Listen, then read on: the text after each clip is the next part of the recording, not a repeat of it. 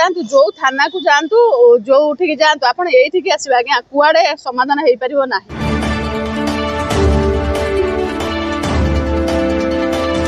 सस्मिता दास जो मेसीन से ठकई कर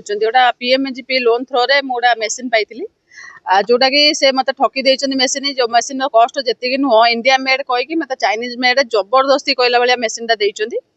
देकरी Preeti machinery Europe creative machinery China made machine देकी मत ठकी देइछन जेतिक मूल्यर पैसा आसीला बैंक तरफ से मूल्यर से मेसीन टी नुहे आ मेसीन संपूर्ण भाव अचल मु नेला दिन गोटे टंका काम कर पारनी कि मेसीन टी संपूर्ण भाव काम करनी अचल आ सर्विस कॉल कले उठाऊ ना कि सर्विस भी किसी दौना मेसीन नहीं गले आज्ञा हो मे मसरे इंस्टॉल माने मेसीन नहीं बैंक को बारंबार ए विषय कंप्लेन कर जणाई डीआईसी केबीआईसी सब आड़े मुझे सारी कौन आड़ू कौन उपाय से न्याय अपेक्षा थी जदि ऑफिशियल कामटा मोर हो जाता कंप्लेन दबा द्वारा तो मुझे थाना आसा मत पड़ ना जेहेतु मो प्रॉब्लम सॉल्व हैला नहीं आ गोटे टंका मु इनकम मेसीन द्वारा करि पारनु किंतु बैंक रो ईएमआई गोटे वर्ष हैला मु दउची मेसीन टन इनकम करि पालेन तथापि ईएमआई देई चलची मो माने बंधा चंदा देई करी धार उधार कर केते बात मु ईएमआई देई पारी कहउचंदी आज्ञा आपण काहे कि मो विषय रे आपण मते बैंक रे कंप्लेन देले आ जोठी कंप्लेन देइछन आपण जानतु सेठी गोटे बैच कोडिंग दउनी जोटा कि नियाती नेसेसरी मेसीन पैकिंग करिया पई सेटा दउनी कि मु पैकिंग करि पारनी सर ऑफिस कोठी हमर पळासुणी प्राची बिहारे ऑफिस रोच त्रिलोचन साहू आमर कमलाकांत साहू जणे बोली अछंदी आ जो मु ए विषय जाय कहली बैच कोडिंग ता दियंत एटलीस्ट मु पैकिंग करबी आज्ञा आमे दबुन जोठी आपण कंप्लेन देइछन आपण सेठी जानतु आ जो व्यवहार आज्ञा मते गळा धक्का देई बाहर कर देली मु सेठी बसी कांदी जी तांका ऑफिस रे कोनोसी सारियाडे बुलाबुली करछ कोनोसी न्याय मु आजि पर्यंत पाइनी स्टिल डीआईसी रे जणाई चिट्ठी माध्यम रे मते जणाई आमर बैंक जो बैंक मते आमर एसबीआई मेन ब्रांच मते सैंक्शन करथिले बैंक कहला हमें बुझिया आपण लिखित आकार दियंतु बैंक ताको किछ पचार दिला कि निश्चित आप मेल थ्रो रे कहथिला जे जेतु कस्टमर आपनठू मेसीन न पय चाहू नांती आपण काम करन पैसा ताको रिटर्न करन ताको जो कंफर्टेबल से मेसीन नेबे कहले मु ट्रांसपोर्टिंग काटिबी मु ट्रांसपोर्टिंग कागज पत्र देखंतु केते ट्रांसपोर्टिंग रे आपनकर खर्च होइछि मु देबी जेनुन जीएसटी बिल मते दिया है आज्ञा सेटा वेरिफिकेशन कला गले जना पड़ियो सेटा जेन्युइन अछि कि नाही 3 लाख टका मते जीएसटी बिल दिया है जो केतले पचार दिले कि मु दरकार पड़ले आईन रो सहायता नेबी पुलिस रो सहायता नेबी आज्ञा आज्ञा मु कहितली कोन उत्तर रखितले सेटा मते कहले आपण जानतु जो थाना को जानतु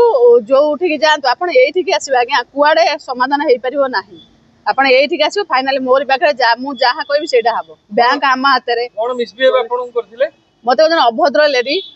जहाँ को कहते अभद्र लेडी आपण बारंबार आम ना कंप्लेन दौरान आप साहस बहुत मत आप चिन्ह पूरा उड़े देवी आप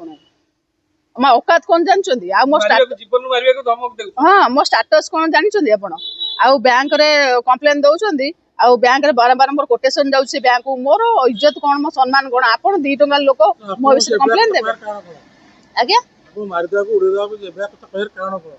सर सेमिति कहया गले जो मेसीन हमर कथा होता इंडिया मेड ता कॉस्ट थला 3 लाख टंका जोटा मते चाइना मेड देले ता कॉस्ट केवल 70,000 टका बुझी पाइले 70,000 टंका जोटा कि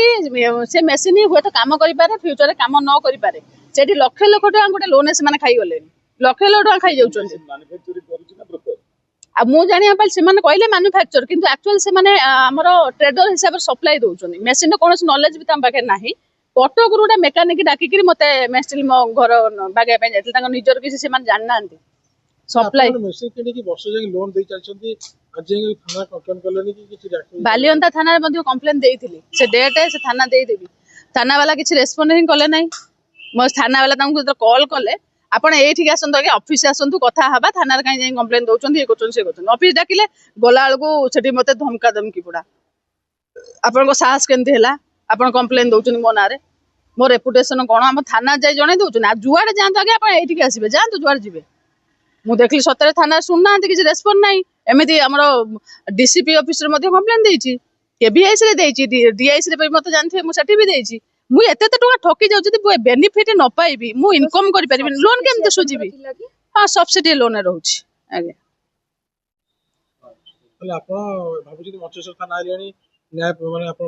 मिलियो बोली ମୁଁ ତ ସାର୍ଙ୍କୁ ନିଶ୍ଚିନ୍ତ ମୋର ଯାହା କମ୍ପ୍ଲେନ୍ ଅଛି ସେଟା ଜଣାଉଛି, ଯାହା ସାର୍ଙ୍କ ହାତରେ ଯାହା ମତେ ନ୍ୟାୟ ଦେବେ। ମୁଁ ବହୁତ କଷ୍ଟ ପାଇସାରିଲିଣି, 1 ବର୍ଷ ହେଲା ମୁଁ ବର୍ତ୍ତମାନ EMI ଦେବା ପାଇଁ ଜମା ବି ଏବୁଲ୍ ନୁହଁ। ମୁଁ ଇନକମ୍ କରିପାରୁନି, EMI କେମିତି ଦେଇପାରିବି ଆପଣ ନିଜେ କୁହନ୍ତୁ। ବର୍ଷ ହେଲା ମେସିନ୍ ସେମିତି ଅଚଳ ହେଇକି ପଡିଛି। ସେ ରିଟର୍ନ ନଉନାହାନ୍ତି ମେସିନ୍ କି କିଛି ବି ଗୋଟେ ତାର ସଲ୍ୟୁସନ୍ ହିଁ ମତେ ଦଉନାହାନ୍ତି। କେବଳ ମୁଁ ସଫର ହଉଛି ଓନ୍ଲି।